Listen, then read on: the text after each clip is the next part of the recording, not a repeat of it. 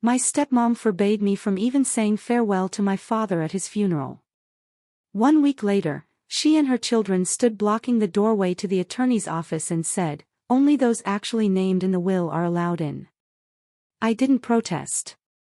I simply handed a folder to her lawyer and waited. The moment he opened it, every bit of color drained right out of her face. Can you even imagine watching your stepmother, a woman who pretended to love your father, try to steal everything he ever built? But here's the kicker, she had absolutely no idea he'd set an elaborate, jaw-dropping trap for her, even from his deathbed. What the hell happened next? Well, buckle up, because this is my story, and it's a wild one. My name is Chloe, and I'm 28.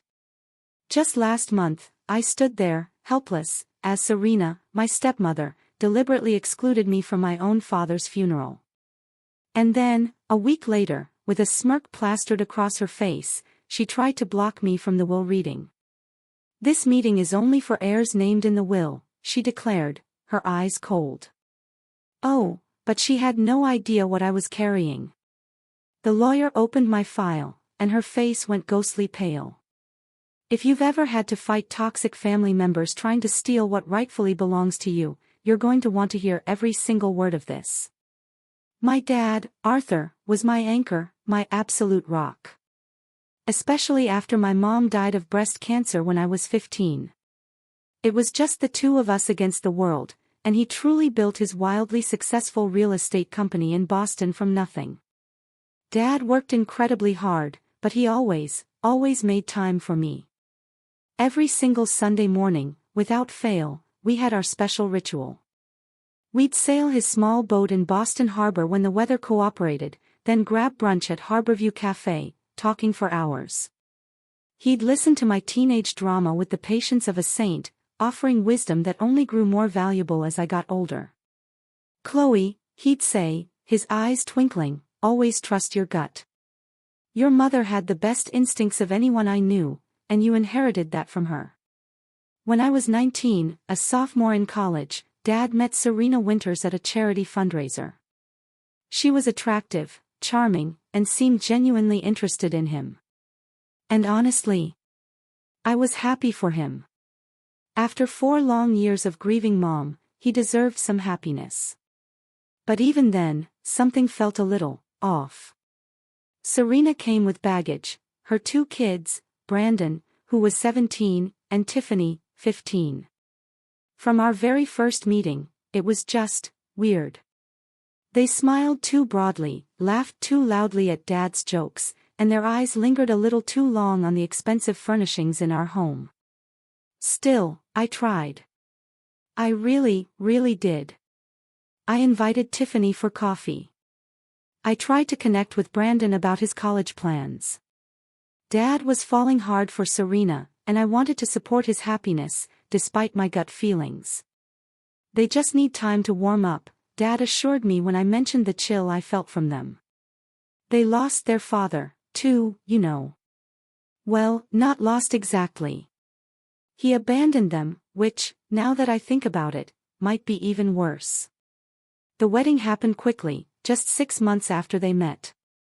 I stood beside Dad as his best woman, forcing a smile as Serena recited vows about honesty and devotion that, to my gut, rang utterly, completely hollow. Changes came immediately after they moved into our family home. Photos of my mother, which had always held places of honor, started disappearing, slowly but surely, replaced by portraits of Serena and her children. Family heirlooms were rearranged or, worse, stored away, to make room for Serena's stark, modern tastes. Our Sunday brunches. They dwindled. First, Serena would concoct convenient conflicts. "Oh, Arthur, did you forget we have the Hendersons coming over today?" Or, "Brandon has a game and we should all support him as a family." When we did manage our father-daughter time, Serena would call, repeatedly, with manufactured emergencies. Once, she called 8 times because she couldn't find the spare key to the vacation house, only for Dad to return home and find it exactly where it always was.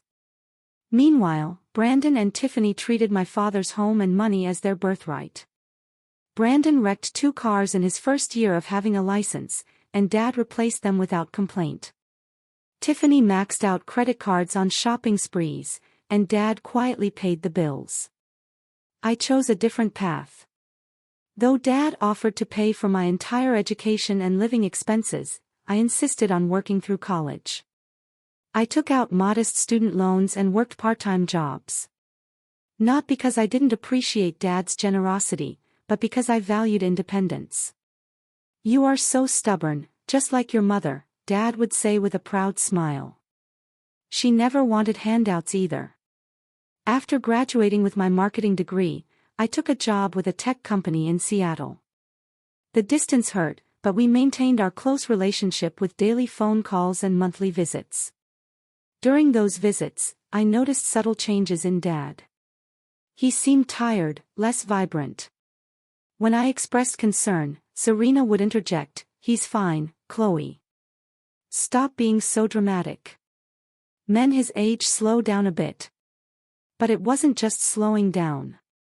Over the past year, Dad's health declined more rapidly. He developed heart problems, and his once robust frame became thinner. During my visits, I noticed his medication seemed to change frequently, and he often appeared disoriented. During my last visit 3 months ago, Dad asked Serena to give us some privacy. When she reluctantly left the room, he gripped my hand with surprising strength. "Chloe, I need to tell you something important," he whispered, his eyes darting toward the door. "I've been making changes, setting things right. If anything happens to me, talk to Margaret at the office. She has something for you." Serena returned before he could elaborate, carrying a glass of water and pills for Dad. "Time for your medicine, Arthur," she said sweetly, but her eyes were cold when they flicked to me. That was the last real conversation I had with my father. I called daily as always, but increasingly Serena would answer and claim he was resting or unable to come to the phone. When I did speak with him, he sounded foggy, his words slurring. I planned to fly back to Boston the following month to check on him in person, but I never got the chance. The call came on a Tuesday night. I was working late, finalizing a marketing campaign, when my phone lit up with Brandon's number. This was unusual. My stepbrother rarely contacted me directly. "Your dad is in the hospital," he said without preamble. "Mom told me to call you." My heart dropped. "What happened? Is he okay?" "I don't know the details. Mom just said to tell you he's in Boston General." He hung up before I could ask anything else. I booked the first flight to Boston. A red-eye, leaving in 3 hours. I packed haphazardly, my mind racing with worst-case scenarios. The 5-hour flight felt like days, my anxiety mounting with each passing minute. When I finally reached Boston General at 7 a.m., I rushed to the information desk. "Arthur Mitchell," I said breathlessly. "He was admitted yesterday. I'm his daughter." The receptionist directed me to the cardiac care unit on the 4th floor. As the elevator doors opened, I spotted Serena and her children in the waiting area. Serena was dressed immaculately, as always, not a hair out of place, despite the supposed emergency. "Serena, how is he? What happened?" I asked, approaching them. She stood, positioning herself between me and the hallway leading to the patient rooms. "Chloe, you didn't need to come all this way." "Of course, I did. He's my father. I need to see him." Serena's expression hardened. "The doctors are allowing only immediate family at this time. Arthur needs rest, not emotional scenes." I felt like I had been slapped. I am his immediate family. I am his daughter. The doctors were very specific, she insisted, her voice dripping with false sympathy. "Family only right now. We'll call you if there are any changes." Tiffany smirked behind her mother, while Brandon at least had the decency to look uncomfortable. I approached the nurse's station, explaining that I was Arthur Mitchell's daughter and needed to see him. The charge nurse looked confused. The patient's wife indicated his only children were already here, she said, glancing toward Serena. That's his wife, but I'm his daughter from his first marriage, I explained, frustration building. Please, I just need to see my dad. The nurse looked torn, caught in a family dispute she wanted no part of. Let me speak with Mrs. Mitchell and the doctor, she finally said. I waited for hours. Serena and her children were allowed in and out of Dad's room, while I remained in the waiting area, seething. Eventually, a Dr. Evans approached me. Miss Mitchell, I understand there's some confusion about visitation. I explained the situation, and he nodded sympathetically. Your father is heavily sedated right now. His condition is serious but stable. We're monitoring his cardiac function. I'll allow you a brief visit, but he likely won't be conscious. Relief washed over me, but it was short-lived.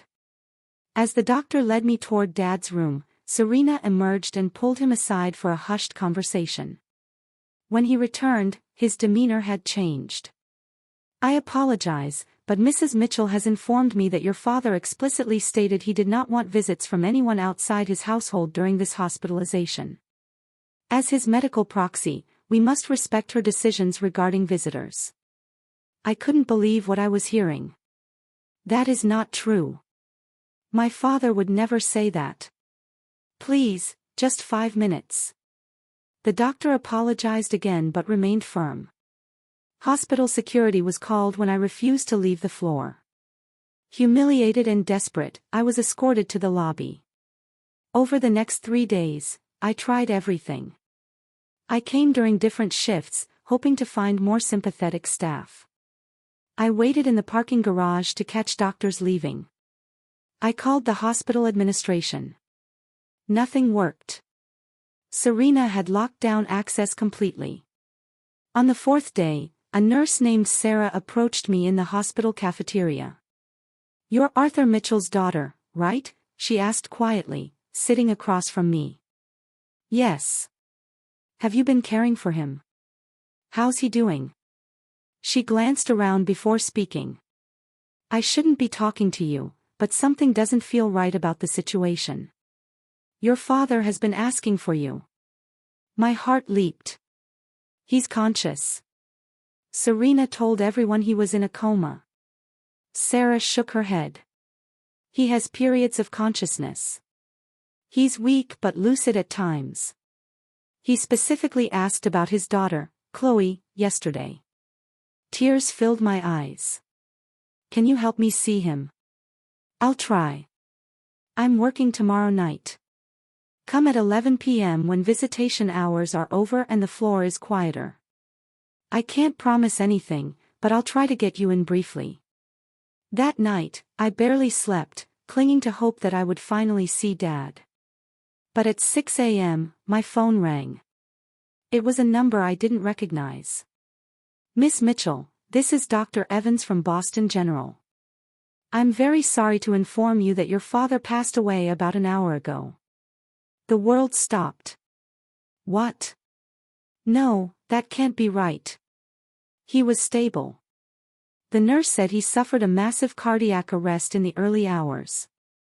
We attempted resuscitation, but we were unsuccessful. I'm truly sorry for your loss. I never got to say goodbye. I never got to tell him I loved him one last time. And Serena had ensured it would be that way. The funeral arrangements were completely controlled by Serena. The service was scheduled at an upscale funeral home rather than the small chapel where my mother's service had been held, where Dad had always said he wanted his own funeral. When I arrived at the service, an usher directed me to a seat in the back, far from the family section where Serena, Brandon, and Tiffany sat in the front row, looking like the perfect, grieving family. I watched as person after person approached them with condolences, many glancing back at me with confusion. Some of Dad's oldest friends made a point of coming to sit with me or squeeze my shoulder in silent support. During the eulogy, Serena painted herself as the devoted wife who had nursed my father through his illness. She spoke of their blended family while never once acknowledging me by name. When it came time to view the body, Serena's brother physically stepped in front of me. "Family first," he said coldly. By the time I was allowed to approach, they were closing the casket. My last glimpse of my father was partial and rushed. At the reception afterward, I overheard Serena speaking with a man I recognized as her lawyer, Marcus Thorne. "We'll proceed with the reading on Tuesday," he said. "I have all the paperwork in order." "Good," Serena replied, a chilling smile playing on her lips. "Arthur was very specific about his wishes. Everything is settled exactly as it should be."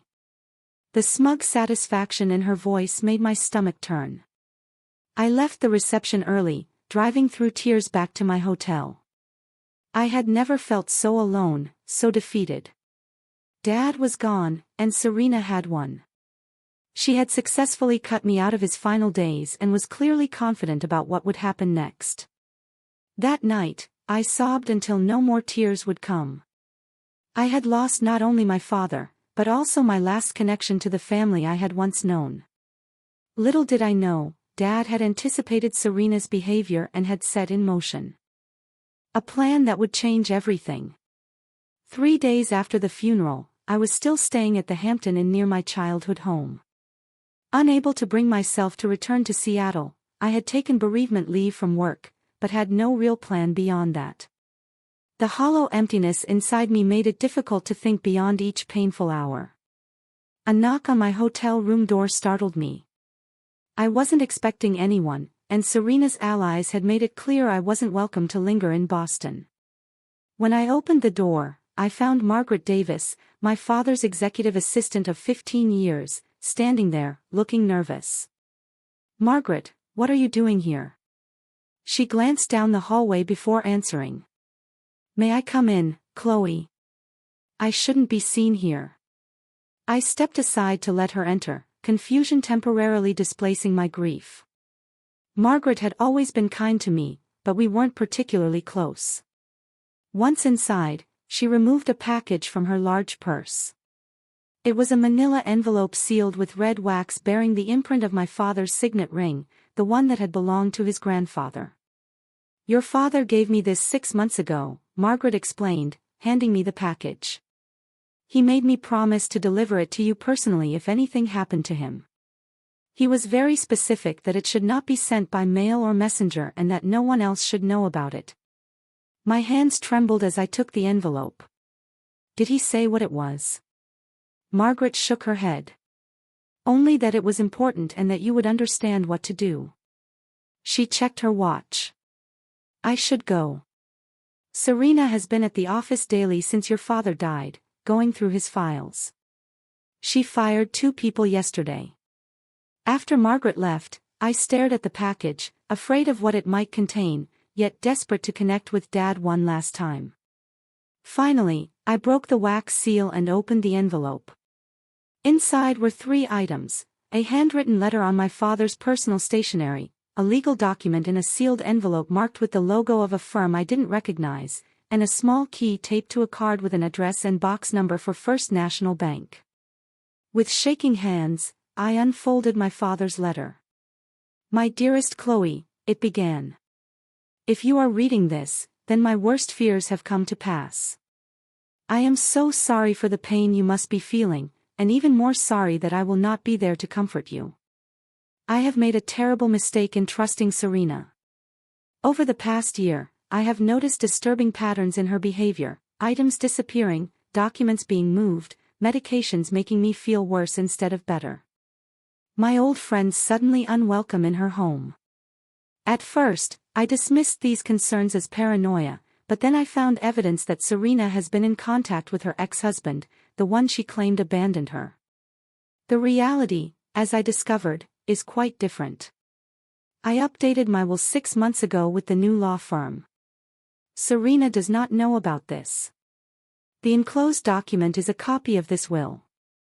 The original is registered with the state. I had planned to confront Serena once I had gathered sufficient evidence, but my health has deteriorated more rapidly than expected. I fear my time is running short. Remember that I love you, Chloe. You have been the greatest joy of my life. I am so proud of the woman you have become. All my love, Dad. Tears streamed down my face as I read his words. A mixture of grief and vindication washing over me.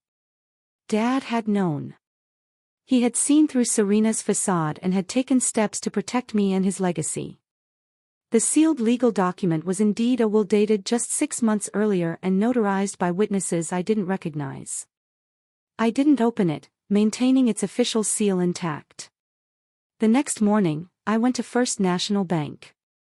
After verifying my identity and the key, the bank manager escorted me to the vault and left me alone with the safety deposit box. The box contains several items. First, another letter from Dad explaining each piece of evidence. Then, there were photographs taken by a private investigator showing Serena meeting with a man Dad identified as her supposedly estranged ex-husband. There were also photos of the same man visiting my father's house when Dad was away on business trips. More disturbing were the financial records showing unusual transfers from my father's personal accounts to offshore accounts linked to Serena's brother. There were also copies of my father's medical records with notes in his handwriting questioning changes to his prescriptions that coincided with Serena's trips to the pharmacy. A thumb drive contained audio recordings from my father's home office, capturing conversations between Serena and her children discussing how they would spend their inheritance once the old man is gone. In one particularly chilling recording, Serena instructed Brandon to ensure Dad took all his medication while she was away for the weekend. "Make sure he takes the blue pills first," she had said. "They make him sleepy so he won't fuss about the others." The final document was a handwritten timeline my father had created, tracking his health decline against Serena's actions. He noted increasing fatigue and confusion after Serena insisted on preparing his meals and managing his medication. As I reviewed everything, a horrifying picture emerged. My father had not just been taken advantage of financially. He had been systematically isolated and possibly medically abused. The question that haunted me was whether Serena had merely exploited his illness or actually accelerated his decline. With trembling hands, I repacked the evidence into my bag. Dad had provided me with everything I needed to challenge Serena. Now I needed to find the right moment to use it. The day of the will reading arrived. I hadn't been officially notified, but Dad's old friend, Richard Hayes, who had been my father's attorney for decades before being inexplicably fired by Serena 3 months ago, tipped me off about the time and location. "Something stinks about this whole situation, Chloe," Richard had told me over coffee the previous day. "Arthur would never have cut you out of his final arrangements. And switching attorneys after 30 years of friendship. It doesn't add up." I arrived at the offices of Thorne and Associates precisely at 2 p.m. The receptionist looked startled when I gave my name. "Miss Mitchell, you're not on the list for this meeting," she said after checking her computer. "I am Arthur Mitchell's daughter. I should be at the reading of his will." I kept my voice steady, though my heart was pounding. She made a phone call, speaking in hushed tones, then directed me to wait. A few minutes later, Marcus Thorne himself emerged from the conference room. "Miss Mitchell, this is somewhat awkward, but the reading has already begun. Mrs. Mitchell indicated you were aware you are not included in the proceedings." I stood my ground. As Mr. Mitchell's daughter, I have a right to be present, regardless of the contents of the will. Thorne looked uncomfortable, but nodded reluctantly. "Very well. Please follow me."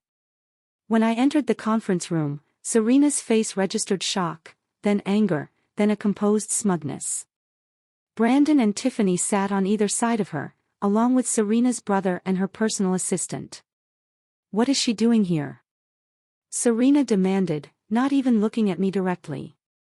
"As Mr. Mitchell's daughter, Miss Mitchell has requested to be present," Thorne explained. Serena gave a theatrical sigh. "This meeting is only for heirs named in the will, which Chloe is not."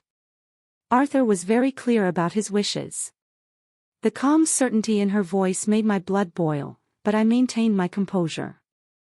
I hadn't come this far to lose control now. I understand you're grieving, Serena, but I have a right to hear my father's wishes directly, even if he chose to disinherit me.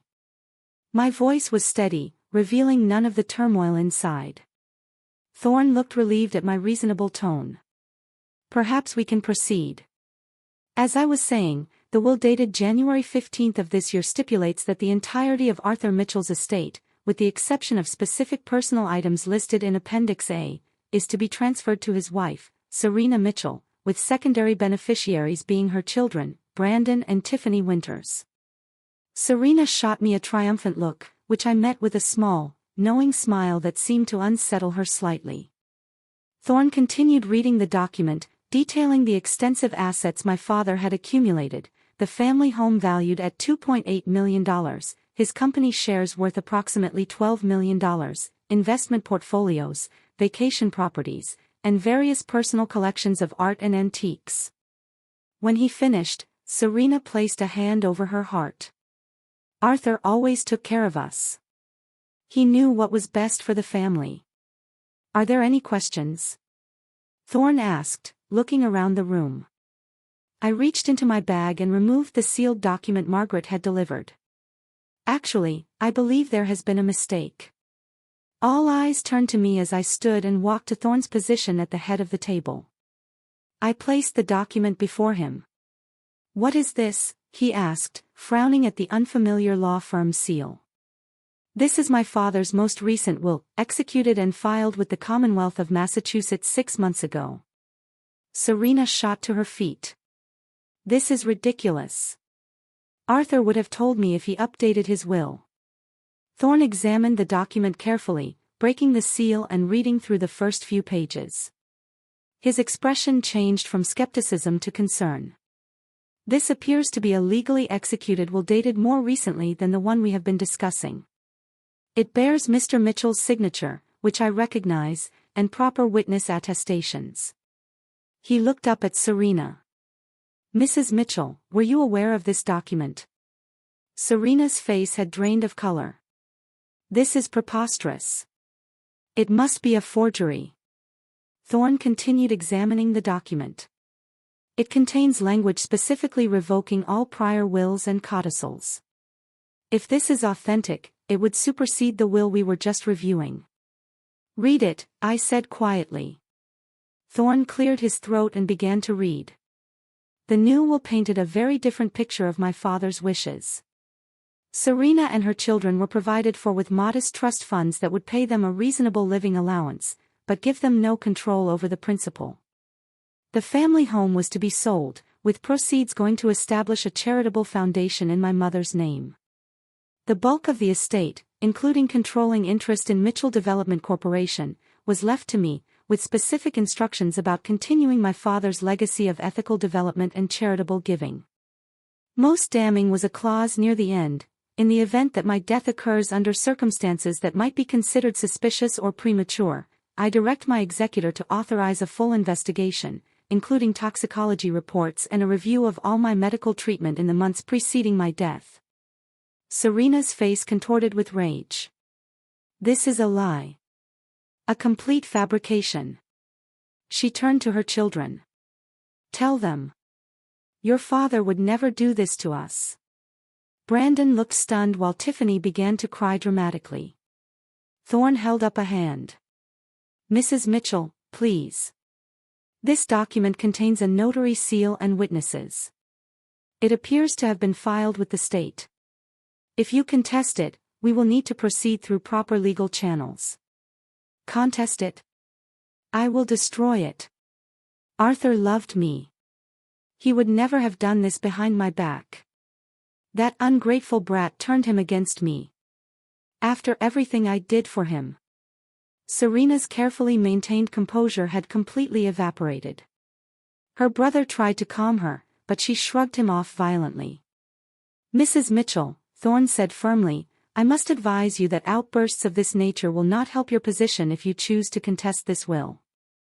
The language here is quite clear, and there are additional sealed instructions regarding potential investigations into Mr. Mitchell's death. At the mention of investigations, Serena went still. Her eyes darted to the door as if calculating an escape route.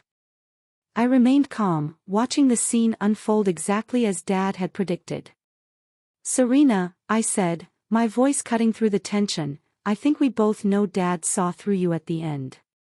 This is his final message to you." "You know nothing," she hissed. "Your father was a confused old man. He didn't know what he was signing." Thorne, now visibly uncomfortable with the direction of the conversation, interjected, "I believe we should adjourn this meeting until we can verify the authenticity of this new document, though I must note that it appears to be in order, and the firm listed is reputable." "Verify it?" "There's nothing to verify. I am his wife." Serena gathered her belongings frantically. "This meeting is over. My attorney will be in touch." She stormed toward the door, pausing only to spit final words at me. "This is not over, Chloe." Her children followed her out, Brandon looking back at me with an unreadable expression. The room fell silent after their departure. Thorne sighed heavily. "Miss Mitchell, I apologize for the confusion. I had no knowledge of this updated will." "I understand," I said. "My father anticipated Serena's actions. That's why he took precautions." As I gathered my own belongings, I felt a strange sense of calm. Dad had reached out from beyond the grave to protect me and expose Serena's true nature. The battle was far from over, but the first decisive victory was mine. The immediate aftermath of the will reading was chaos. Serena refused to vacate the family home as required by the newly discovered will, changing the security codes and instructing the staff not to admit me under any circumstances. My phone filled with vitriolic text messages from Serena, alternating between threats and attempts to gaslight me about my father's mental state when he signed the new will. Her brother, whom I had never trusted, left menacing voicemails suggesting I back off before things got ugly. I checked out of the hotel and moved to a different one under an assumed name, unsettled by the intensity of Serena's reaction. The next day, I met with Jessica Riley, an attorney specializing in contested wills and estate fraud. "Your father was clever," Jessica said after reviewing the documents. "By creating the new will with an independent firm and filing it with the state, he established a strong legal position. Serena can contest it, but she'll need to prove he was not of sound mind when he signed it." "He knew exactly what he was doing," I assured her. "The question is, how far did Serena go? These medical records suggest she may have been tampering with his medication." Jessica's expression grew serious. "If that's true, we're talking about potential criminal charges beyond just the will contest, but proving it will be difficult. We developed a strategy to enforce the will while gathering more evidence about Serena's actions. Jessica filed emergency motions to freeze all estate assets and remove Serena as executor, citing the explicit language of the new will and the concerning evidence from the safety deposit box. Meanwhile, Serena launched a smear campaign among my father's social circle. She told anyone who would listen that I had manipulated my declining father, taking advantage of his grief over a recent friend's death to convince him to change his will. "Chloe always resented me," I heard she told the members of Dad's golf club. She couldn't accept that Arthur found happiness again after her mother died. She poisoned him against his new family. The irony of her using the word poisoned was not lost on me. A week after the will reading, I returned to my hotel room to find the door slightly ajar. My heart racing, I called hotel security before entering. The room had been searched, items moved and rearranged. Most concerning, the copies of Dad's medical records were missing, though I had fortunately kept the originals in a secure location. The hotel's security footage showed a man in a maintenance uniform entering my room, but his face was never clearly visible to the camera. The hotel manager was apologetic but could offer little help beyond changing my room and adding security. That evening, I received a surprising text from Brandon. "Need to talk. Not with Mom. Plaza Cafe tomorrow, 10 a.m. I was wary of a trap, but curious enough to agree, choosing a public location and arriving early to ensure I wasn't being set up. Brandon arrived alone, looking tired and conflicted. "I don't know what to believe anymore," he admitted after ordering coffee. "Mom is falling apart. She's drinking all day, making frantic calls, and burning documents in the backyard." "Burning documents?" I leaned forward. "What kind of documents?" He shrugged. "I don't know exactly. Financial stuff, I think. She sent Tiffany and me away when she realized we were watching. But listen, the thing is, I found some pills in her bathroom, prescription bottles with your dad's name, but the labels partially torn off." My blood ran cold. "Brandon, do you understand what that might mean?" He nodded miserably. "I'm not stupid, Chloe. She's my mother, but Arthur was good to us, and if she did something to him," he trailed off, unable to complete the thought. "You need to tell the police," I urged. "I can't." Fear flashed across his face. "But I won't lie for her either, if it comes to that." As Brandon was leaving, he paused. "Tiffany wants to talk to you, too. She's more confused than I am. Mom has always controlled her, but she really loved Arthur." 2 days later, I met Tiffany at a small coffee shop across town. Unlike her usual polished appearance, she looked disheveled, her eyes red from crying. "Is it true?" she demanded without preamble. "Did Mom really get left out of the real will?" "Not entirely," I explained. "Dad set up trusts for all of you. You'll be provided for, just not with the lump sums she expected." Tiffany's face crumpled. "She promised me the beach house, said I could have it after Arthur died." She caught herself, looking horrified at her own words. "Tiffany, when did she start making those promises?" "I don't know. Maybe a year ago." She twisted a napkin in her hands. "She talked a lot about what we would do after, but I thought she meant after he retired or something." I didn't think she meant. I reached for her hand, but she pulled away. "I should go. She'll know I talked to you." Despite my complicated feelings toward my step-siblings, I felt compassion for them. They had been raised by Serena, shaped by her values and manipulations. They were victims, too, in a different way. The situation escalated dramatically the following week. Serena appeared uninvited at a charity event my father had supported annually, creating a scene when she saw me there speaking with board members. "There she is!" Serena shouted, pointing at me across the crowded ballroom.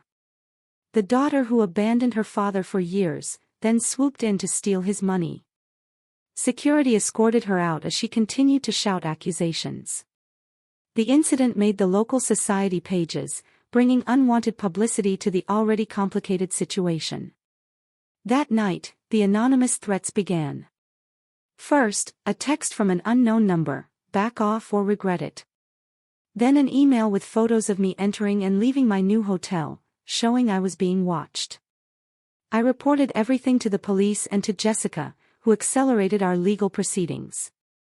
We learned that Serena had hired a notorious probate attorney known for aggressive tactics and dragging out estate cases for years. "She's playing for time," Jessica explained, "trying to force a settlement by making the process so unpleasant and expensive that you'll give up." But Serena had underestimated both my determination and my father's foresight. While reviewing my father's personal papers, I discovered notes about Serena's previous marriages. Dad had hired investigators who uncovered something shocking. Serena had been married twice before, not once, as she had claimed. Her first husband, a wealthy older man, had died suddenly of heart failure after just 3 years of marriage. Serena had inherited everything, leaving his children from a previous marriage with nothing. The circumstances were disturbingly similar to my father's situation. Even more damning, Jessica's investigator discovered that Serena's supposedly estranged ex-husband, the father of Brandon and Tiffany, had never actually divorced her. They had staged a separation while maintaining a relationship, a fact documented in the surveillance photos found in the safety deposit box. The web of deception was more extensive than even my father had realized.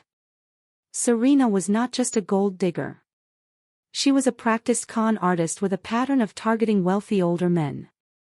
The question that kept me awake at night was whether she had simply waited for my father to die naturally or had helped the process along. The police finally became directly involved when Serena violated the temporary restraining order I had obtained.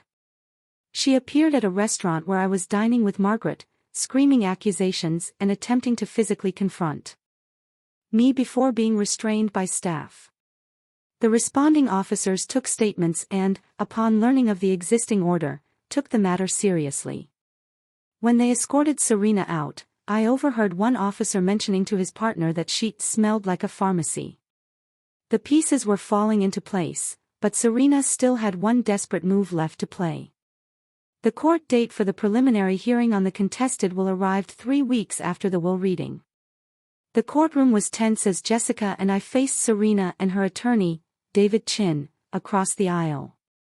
Brandon sat behind his mother, but Tiffany was noticeably absent. Judge Miller, a stern woman in her 60s with a reputation for no-nonsense efficiency, reviewed the filings before addressing the court. Before we proceed, I want to be clear that I have zero tolerance for the kind of behavior described in these reports, she said, looking directly at Serena. Harassment, intimidation, and violation of court orders will not help your case, Mrs. Mitchell. Serena's attorney, David Chin, rose smoothly. Your Honor, my client denies any harassment. These are simply family disagreements blown out of proportion during a time of grief. Judge Miller was unmoved. Save it for your arguments, counselor. Let's address the competing wills.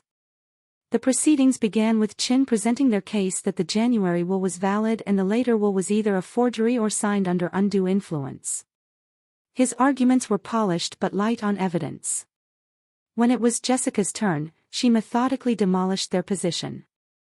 She presented affidavits from the witnesses to the newer will, confirmation from the notary, and the state filing records. Most damaging was the testimony of Richard Hayes, my father's longtime attorney. Arthur called me approximately 7 months ago, Richard testified. He expressed concerns about his wife's behavior and asked for recommendations for an independent attorney as he wished to update his will without Mrs. Mitchell's knowledge. He was of completely sound mind and explained his reasoning clearly. Serena glared at Richard, who had once been a dinner guest in their home.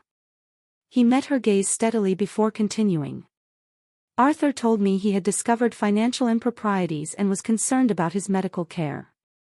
He believed Serena was deliberately isolating him from his daughter and friends. Chin objected, claiming this was hearsay, but the judge allowed the testimony as evidence of my father's state of mind when changing his will. The most surprising moment came when Brandon asked to address the court. Serena hissed at him to sit down, but he approached the witness stand anyway. Under oath, Brandon described finding prescription bottles hidden in Serena's personal effects, overhearing arguments between Serena and Mark Sterling about speeding things up, and witnessing Serena preventing me from seeing my father in the hospital.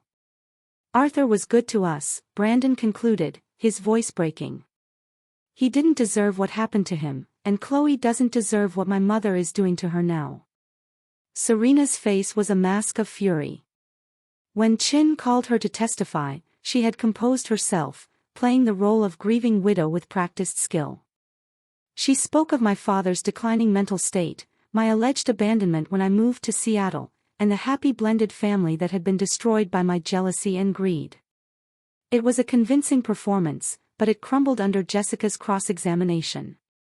Using the timeline my father had created, Jessica walked Serena through specific dates and events, catching her in multiple contradictions. Mrs. Mitchell, can you explain why you told the court you were with your husband continuously during his final days, yet credit card records show you dining at Chez Maurice with a Mr. Mark Sterling on the evening before Mr. Mitchell's death? Serena stammered. That was a brief business meeting.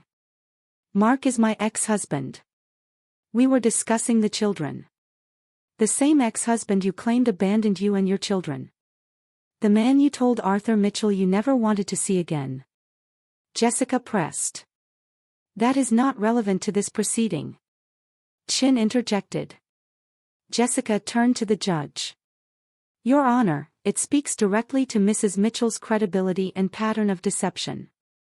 The judge agreed, and Jessica continued her methodical dismantling of Serena's testimony. By the time she finished, Serena was visibly shaken, her carefully constructed facade cracking. When all arguments concluded, Judge Miller took only a brief recess before returning with her decision. Based on the evidence presented, I find the will dated July 15 to be valid and enforceable. The earlier will is hereby declared revoked. Mrs. Mitchell is removed as executor of the estate, and Ms. Chloe Mitchell is appointed in her place as specified in the valid will. Serena gasped audibly, while relief washed over me. The judge continued, furthermore, I am referring this matter to the District Attorney's Office for investigation of potential elder abuse, fraud, and misconduct. Mrs. Mitchell is ordered to vacate the family residence within 48 hours and to turn over all financial records related to Mr. Mitchell's accounts. As we left the courtroom, Detective Hayes from the Boston Police Department approached us. Miss Mitchell, I would like to speak with you about your father's medical records. Over the next several weeks, the full extent of Serena's deception unfolded. The police investigation revealed that Serena had never legally divorced her second husband, Mark Sterling, making her marriage to my father potentially invalid. More disturbingly, toxicology tests ordered on preserved samples of my father's blood from the hospital showed elevated levels of digoxin, a heart medication he had not been prescribed. Serena's careful house of cards collapsed completely when Tiffany, in a moment of remorse or self-preservation, turned over a journal in which she had tracked my father's medication, noting which combinations made him most compliant and forgetful. Criminal charges were filed against Serena for fraud, elder abuse, and as an accessory to involuntary manslaughter. Mark Sterling was charged as a co-conspirator. While the legal process would take months or even years to fully resolve, Serena's reign of terror was effectively over. The media coverage was intense and painful. Headlines like, "Black Widow Strikes Again," and "Daughter's Detective Work Unveils Deadly Plot," turned our family tragedy into public entertainment. I declined all interview requests, focusing instead on honoring my father's legacy and rebuilding what Serena had tried to destroy. As I sorted through my father's belongings in the family home, now emptied of Serena's presence, I discovered treasures she had hidden away, photos of my mother that had disappeared from display, letters they had written to each other during their courtship, even my childhood art projects my father had carefully preserved. In his study, behind a false panel in his bookshelf that Serena had apparently never discovered, I found a collection of videos my father had made over the years. Some were from my childhood. Others were more recent reflections on his life and hopes for the future. The most recent was dated just 2 months before his death. "Chloe," he said, looking directly into the camera, his face thin, but his eyes clear. "If you are watching this, then things have gone as I feared they might. I want you to know that I realized my mistake with Serena, and I have done everything I can to protect you and what we built together." He paused, emotion overcoming him momentarily. "I should have trusted your instincts about her from the beginning. You have your mother's wisdom. I hope you can forgive my foolishness." Tears streamed down my face as I watched. "I forgive you, Dad," I whispered to the screen. "Remember what matters," he continued. "Not the money or the properties, but the values we share. Integrity, compassion, perseverance. Those are your true inheritance, and no one can ever take them from you." In those moments, watching my father's final messages, I felt him with me again. Not just in memory, but in spirit. Despite Serena's best efforts, she had failed to destroy the bond between us. In the end, love and truth had prevailed. 6 months after the courtroom confrontation with Serena, I finally moved back into my childhood home. The process of reclaiming the space was both painful and healing. I had considered selling it as specified in the will, but after careful consideration and consultation with the estate attorneys, I decided to maintain ownership and convert part of the property into the headquarters for the Elizabeth Mitchell Foundation, named after my mother. The foundation, funded by a significant portion of my inheritance, would focus on supporting cancer research and providing resources for children who had lost parents to illness. It felt like the perfect way to honor both my parents' legacies. As I wandered through the renovated spaces, memories of my childhood mingled with fresh paint and new furnishings. I had removed most traces of Serena's cold, modern aesthetic, restoring the warm, comfortable style my mother had originally created. Margaret, who had continued working for Mitchell Development during the transition, joined me for tea in the sunroom that had always been my mother's favorite space. "Your father would be so proud," she said, looking around at the transformation. "He was so worried near the end, not just about the money, but about his legacy being twisted." "Did he ever tell you what first made him suspicious of Serena?" I asked. Margaret nodded. "It was something small, actually. He noticed her removing photos of your mother from his bedside table when she thought he was asleep. When he confronted her, she claimed she was just dusting them. But it started him thinking about other changes she had made, how isolated he had become." We talked for hours about my father's final year, filling in gaps in my understanding. Margaret shared stories I had never heard, including how my father had secretly maintained contact with many of his old friends, despite Serena's efforts to cut him off. "He never stopped talking about you," she assured me. "Every achievement, every call, those were his brightest moments." The legal proceedings against Serena continued to unfold. She remained in custody, denied bail due to the severity of the charges and her substantial flight risk. Brandon had agreed to testify against her in exchange for immunity from any accessory charges. Tiffany's situation was more complicated. Psychological evaluation suggested she had been severely manipulated by her mother throughout her life, creating an unhealthy dependence. She was receiving therapy while staying with her biological father's sister. Despite their role in the painful events surrounding my father's death, I could not bring myself to abandon Brandon and Tiffany entirely. They had been victims of Serena's machinations, too, raised in an environment of deception and materialism. After much reflection, I established college trust funds for both of them using a small portion of my inheritance. The trusts were structured to encourage education and independence, values my father had championed. Brandon was already enrolled in community college, working to define his own path away from his mother's influence. The family home gradually filled with the items that had been placed in storage when Serena redecorated.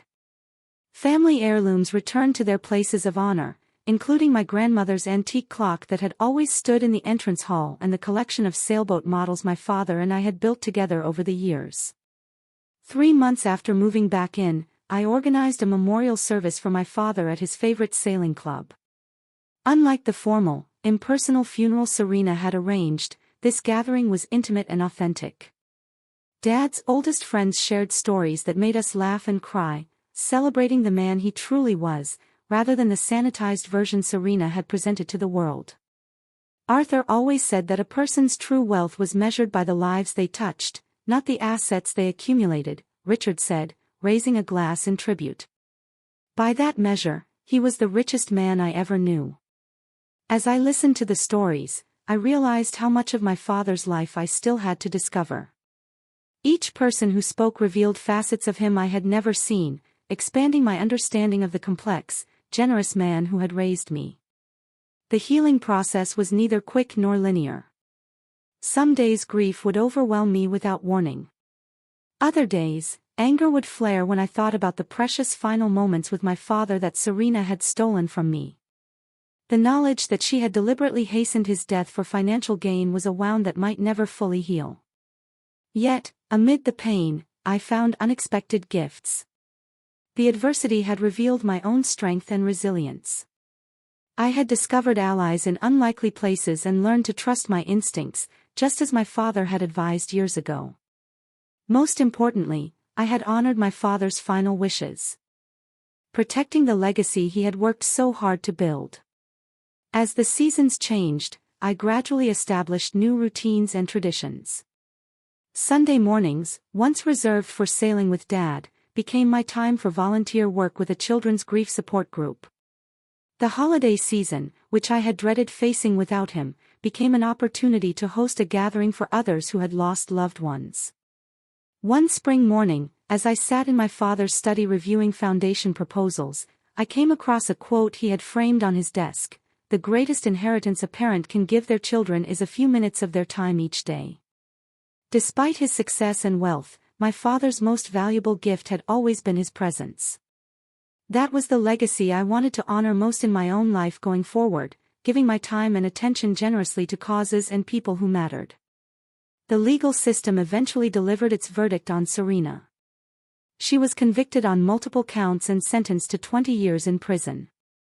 The news brought a complex mix of emotions.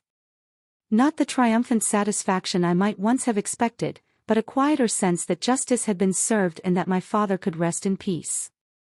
I kept my promise to visit Brandon and Tiffany occasionally, meeting them on neutral ground as they worked to build lives independent of their mother's toxic influence.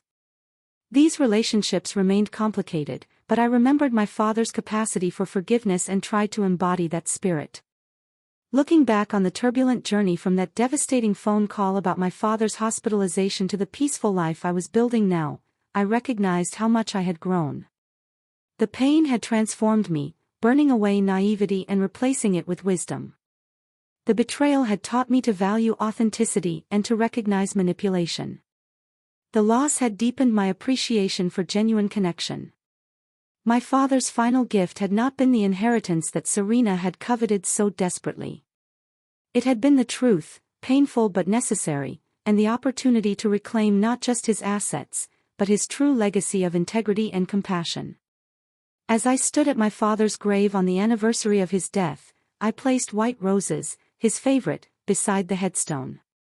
"I kept my promise, Dad," I whispered. "Your story was told. Your wishes were honored. Your legacy continues." The journey through grief and betrayal had taught me that family is not always defined by blood or legal ties. Sometimes it is created through shared values, mutual respect, and genuine care. My father had understood this truth at the end, making provisions not based on traditional definitions of family, but on the authentic bonds he cherished. That understanding has become my guiding principle. As I move forward, I choose carefully who I allow into my inner circle, now valuing character over charm, substance over appearance. The wealth my father left me provides security. But it is the wisdom gained through our shared ordeal that proves most valuable in navigating life's complexities. So, I have to ask you, what would you have done if you found yourself in a situation like this?